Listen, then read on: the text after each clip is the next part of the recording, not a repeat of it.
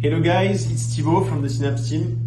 In this video I want to focus on the web version of Seanapps because you have the mobile app for Seanapps, but you also have Seanapps on the computer. And I want to show you a demonstration of what you can get on the web version. So let's go.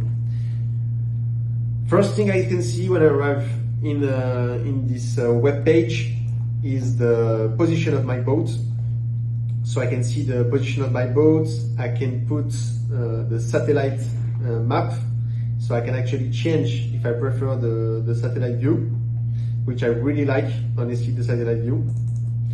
I can, of course, on the left, you can see I can set up my geofencing. So up, I'm gonna set it right now. Perfect, it's safe. I can browse my documents.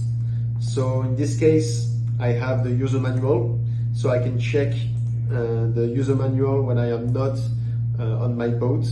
I can upload it on my computer, but yeah, pretty cool that I can check that. Of course, here I can see my sensors, so I can check my house battery. Right now, it's perfect. It's plugged to the shore power, so I have a good level of batteries. I can check for the last 12 hours, 24 hours, last 7 days, and even 14 days. So great. You can see that I have no alerts, and I can show all, but prior to that, like 5 weeks ago, I had an anchor alert, an engine voltage, so I can kind of see the history of my alerts. You can also see in the right corner that you can edit the sensors. So let's see what it's letting me do. Okay, so I can edit the name of my sensor, which I have already done. It was writing board voltage, but I put has battery.